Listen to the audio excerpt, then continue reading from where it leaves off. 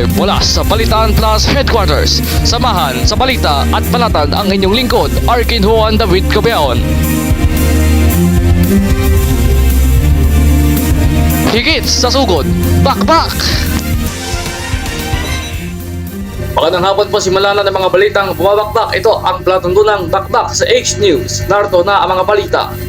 Mga kabalita sa taga-high school, isang lalaki sa Cebu City nang hablot ng cellphone.